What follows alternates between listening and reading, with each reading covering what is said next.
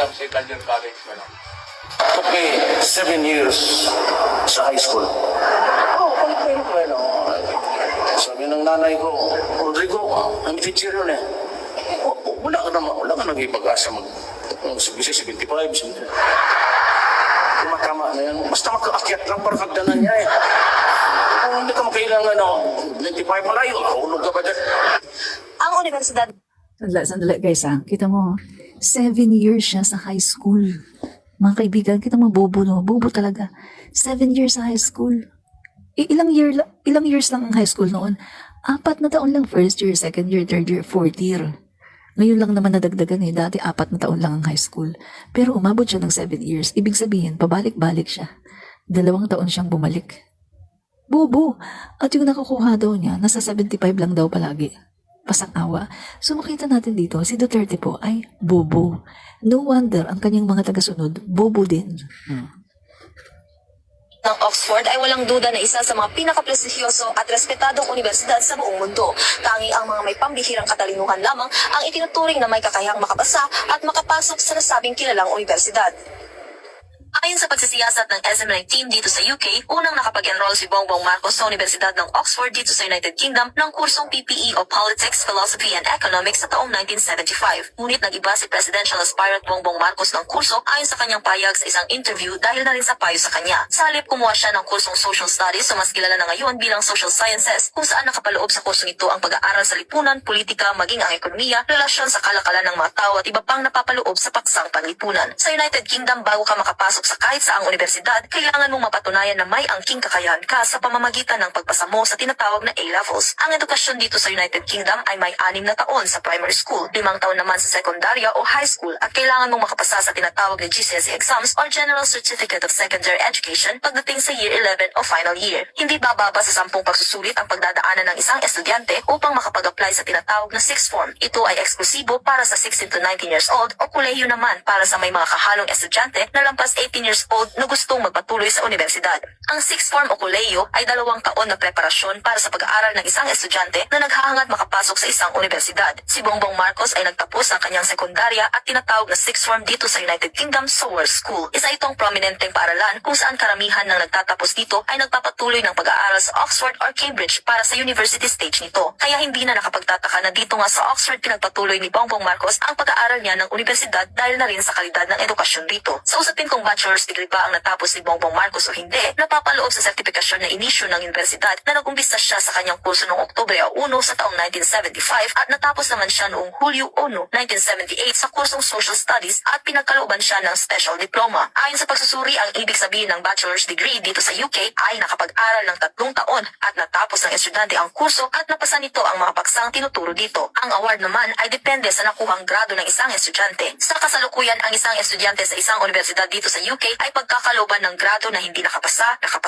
third, 2-2, 2-1 at first bilang pinakamataas na grado. Sa sertifikasyon ni BBM, nabigyan siya ng pass na ibig sabihin ay nakapasa si Bongbong Marcos sa kanyang bachelor's degree na Social Studies. Maaaring may kahalagahan ang antas ng edukasyon na natapos ng isang taong naghahangad na tumakbo para sa isang serbisyong pampubliko. Ito ay upang magkaroon ng sapat na kaalaman tungkol sa Yan, tapos na yan mga kaibigan. So, kita nyo, malinaw. Natapos ni PBBM ang kanyang bachelor's degree.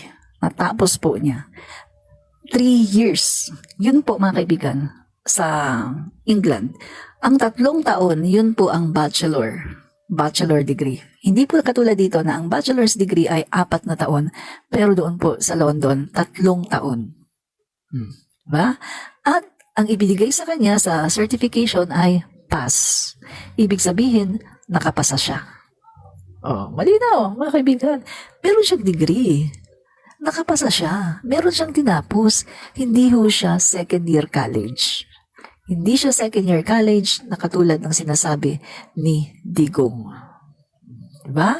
At take note, mga kaibigan, siya ay Oxford yarn. Hindi ka makakapunta ng Oxford kung ang utak mo ay utak degonyo. Si Digong, kahit magganon yan, hindi yan makakapasa ng Oxford. Hindi yan makakarating, hindi yan matatanggap ng Oxford. Kahit magtutuwad yan sa kalye at maglumpasay, hindi yan tatanggapin ng Oxford. Hindi niya kaya ang utak ng Oxford. Oh, diba?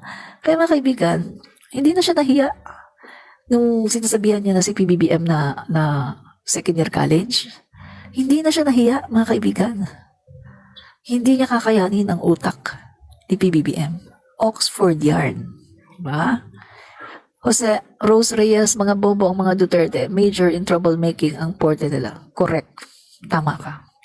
Si RRD ay nasa katauhanan niya ang hindi magandang asal mula pa ng bata siya hanggang natapos niya ang kanyang degree na tinatawag. Correct. Kasi kita mo nga siya nga nagsasabi na 7 years siya. 7 years sa high school. So, ibig sabihin talagang bata pa siya. Baka nga bata pa, nagagano na yun. Oh. Nagchuchonki-chonki na yan. Nagpapulboronic na yan eh. Bata pa.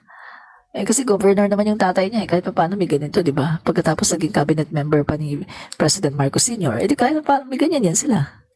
Di ba?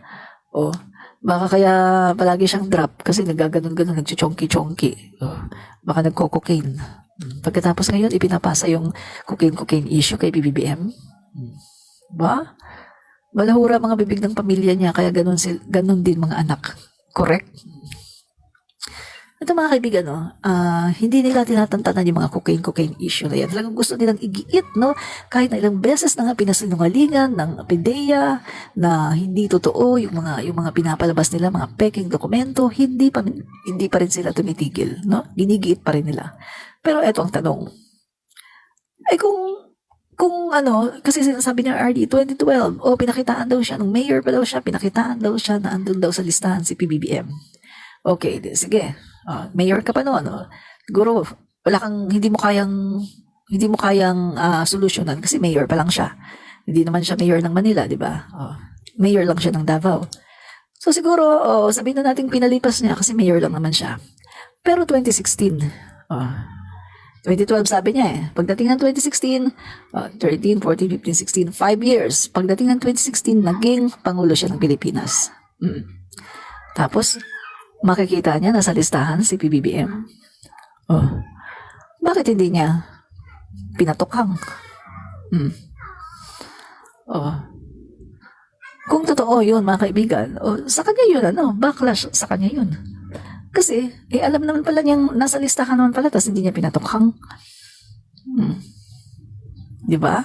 So, lumalabas ngayon na yung sinasabi niyang drug war ay hindi pala talaga totoong drug war. Ang drug war na yan ay tama pala yung sinasabi ng mga kritiko na yan ay para lang sa mga mahihirap. Pero kapag kaibigan mo, kapag mayaman, may mga sinabi sa lipunan, ay hindi sila kasali.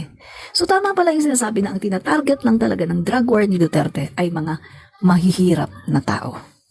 So ibig sabihin, total failure ang drug war ni Duterte. Total failure. Marami lang namatay, mga maliliit na tao, pero yung source at yung mga mayayaman, yung mga drug lords, yung mga sindikato, happy-happy.